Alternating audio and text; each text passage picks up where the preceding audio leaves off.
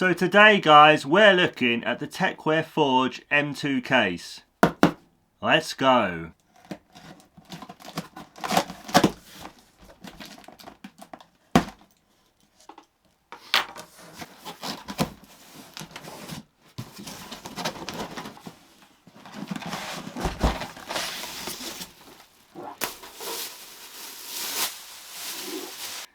So this is the Tecware Forge M2 PC case.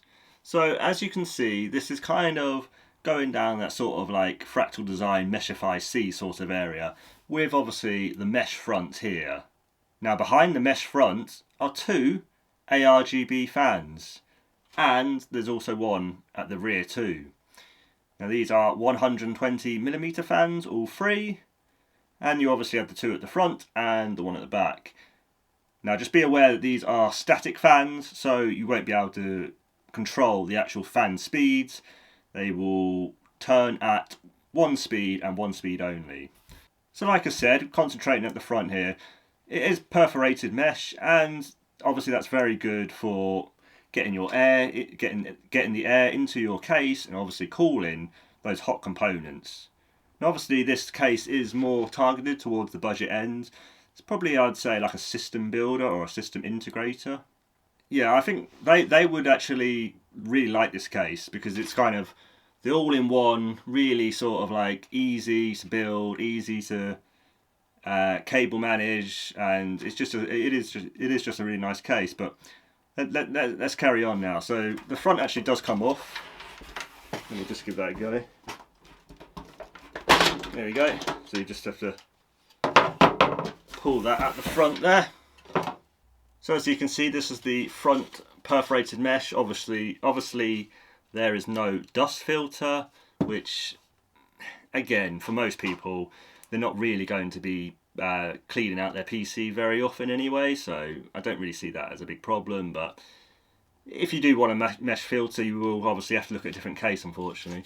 Now I do like, you probably can't quite see it on the camera unfortunately, but I will try and do close-ups of this, but it's actually kind of like patterned, and it's actually sort of like got little bumps and stuff in these areas here, so it kind of goes up a little bit and then in a little bit and what have you. So it's actually really nice, and I actually really like that little design. And it is quite plain in terms of maybe looks, but I actually really like that kind of sleek, plain, almost like professional look.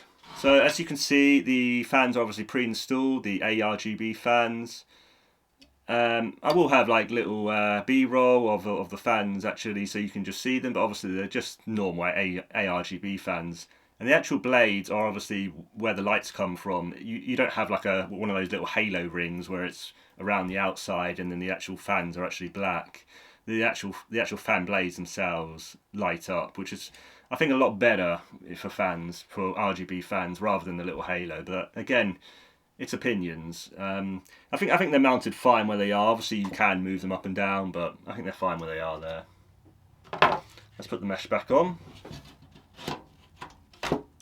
Should be relatively straightforward.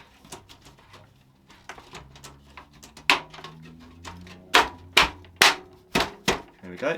So moving to the top of the case now. Again, fairly plain, but does the job. Big clicky power button. And a reset switch. Now, one thing I will say, the reset switch is actually on the fans. So when you press the reset switch, it will actually change the colour of the fans rather than actually restart the computer. You can change that if you want to, but by default that is set up. Which I kind of think is kind of nice, because if you've got like a new user or a user that doesn't really know so much about PCs, and they can just press the little button to change their RGB if you're obviously selling this case, which I think for a lot of people they will be selling this sort of case, because this is kind of like a good budget build. So this case actually costs only £45 as well, which I think is a real bargain. Obviously it is MATX, so you will have to bear that in mind. You can have an ITX motherboard in here as well, but I wouldn't recommend it. Certainly MATX is the way to go here with this case. And then just completing out the I/O here at the front I/O. We've got two USB 3 ports, which is obviously nice to see, none of that USB 2 stuff, which is good. And then the headphone and microphone jack just in the middle there, which is perfectly fine. It's not a combined one, but I actually prefer it's not combined. And obviously at the top we have two fan sort of mount areas. They're only 120mm fans each, and potentially you could get a radiator up there or AIO, but probably wouldn't recommend it with this case. I think if you're doing a radiator, you're probably going to have to do one at the front. But if I didn't say before, the front actually does take two 140mm fans if you do want to replace the two 120mm fans, which are by default. But again, you only get two 120s up here, so you potentially get a 240 rad at the top, but I don't think there's going to be much room, and I probably wouldn't recommend it. Like I said, radiators at the front if you are going to do radiators, but really this is an air-cooled build in my opinion, air-cooled case. So at the rear here, obviously we have our input-output of your motherboard, so your rear I/O, which obviously is perfectly fine. We have obviously the third ARGB 120mm fan. And obviously we have our four PCIe blanking plates here. Now, I think I'm right here. I think they're the ones which you push out and you can't replace, unfortunately. Which is a bit of a minus thing, but it is what it is. And there's also like a little bracket here which kind of supports your cards and stuff. But I don't really love these, but they're always there for some reason. And then just our power supply mount here. Now, obviously, please be aware of the power supply mount. You will only be able to mount your power supply with the fan down, unfortunately. There isn't room here for the other version where the fan actually sits up, which puts air into the case, obviously, rather than air going out of the bottom of the case. But I think for most people it's going to be perfectly fine. Now, obviously, to the rear of the case, we have a power supply sort of filter here, but it is one of those really kind of, well, crappy ones. Basically, it's it's sort of like the non-removable. I'd far rather the removable plate sort of ones which go out like that, but it is what it is. I mean, let's see how fiddly it is to kind of get back in. I mean, yeah, it is a little.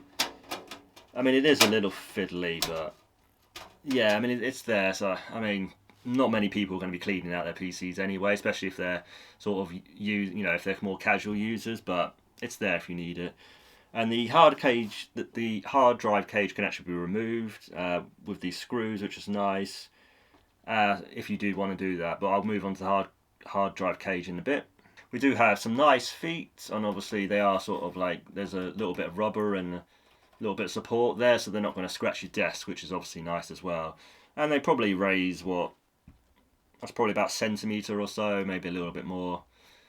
It's something just to get it off your desk. It's not great, but it's okay. It'll do the job.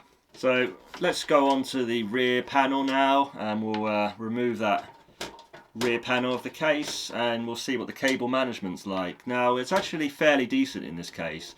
So you just pull out the panel like that. I don't know if you can get the scale of this, but this is actually really quite a small case as well. I mean, I'm actually quite surprised how small this was. When I actually first got the box, I was like, is the PC case actually in there? I was a little bit confused, but yeah. So as you can see, a fair amount of cable management size. Certainly for the size of the case, it's perfectly fine. I mean, I can clearly fit my fingers there, and I'd probably say there's a good sort of inch or so, or maybe 2 to 3 centimetres, I would say. So with the power supply, I think it's 220mm you can actually fit up to before you actually hit the hard drive cage here.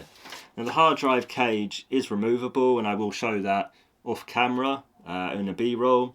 But basically you can fit one 3.5 inch spinning rush drive, as Nick from Gear Seekers likes to say. Or you can have one hard drive at the one SSD at the bottom, and you can always have one SSD at the top of that little bracket as well. And there's also an SSD mount here as well. So you could potentially have 3 SSDs or one hard drive and 2 SSDs. Now you could even potentially put some of the SSDs at the front of the power supply shroud, even if you wanted to as well, which would be okay. But officially it's not supported, but you could. So we have our HD audio for our connectors. Obviously this isn't quite all the way black sleeve, but it's good enough.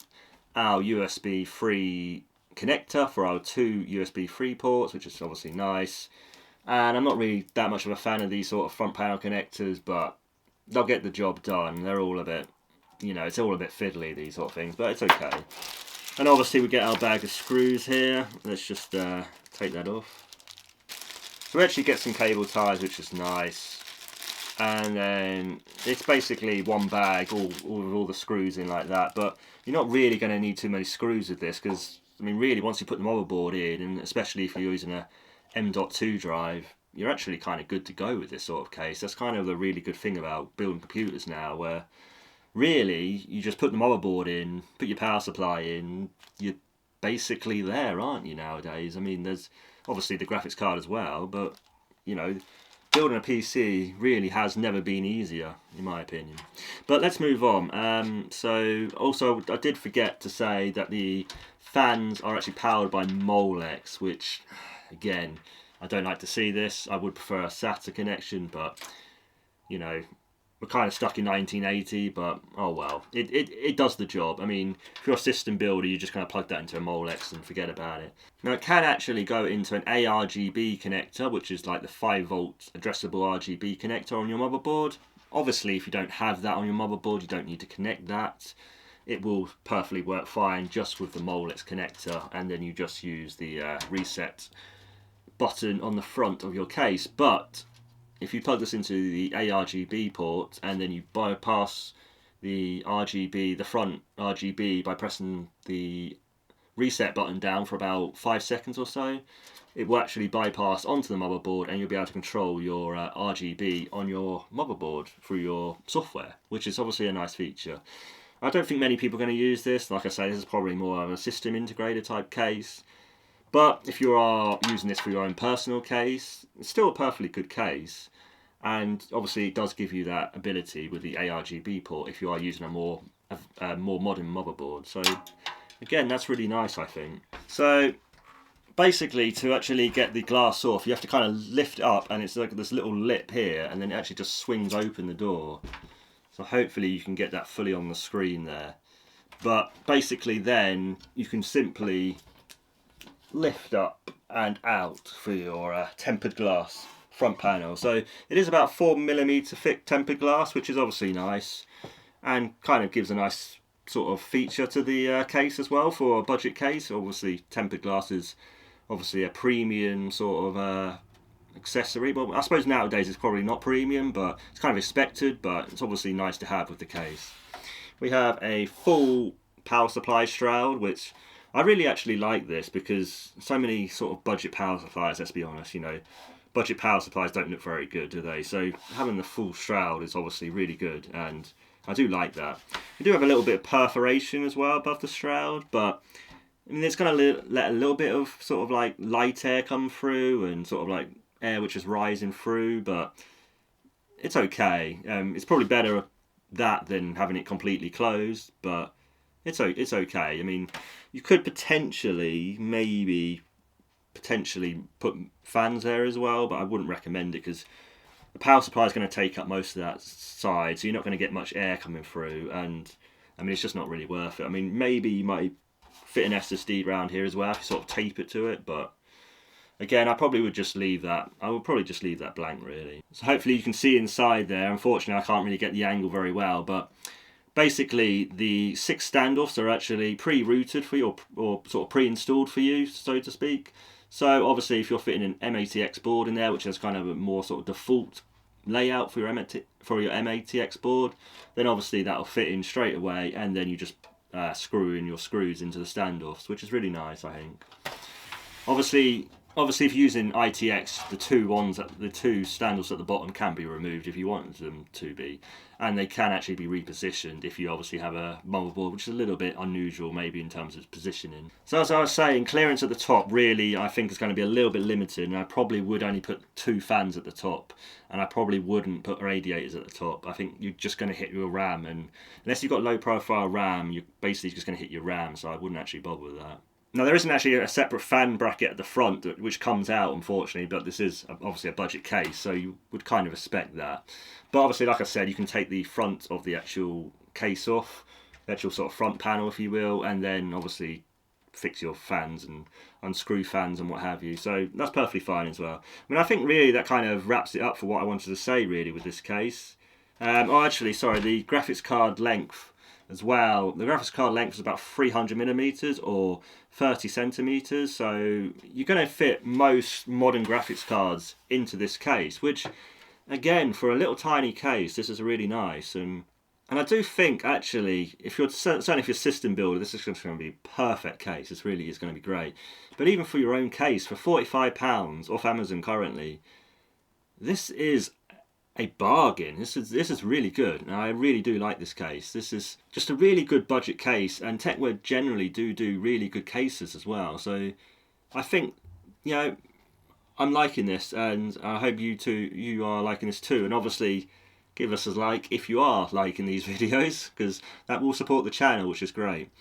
Like I said, I will put other B-roll as well in here just to kind of show you a bit more of the case, but I think that kind of wraps it up for really what I wanted to say about this little MATX case for £45 on Amazon. And yeah, overall I'd say it's a win from what I can see here, and there potentially might be a build on the channel in the future with it as well.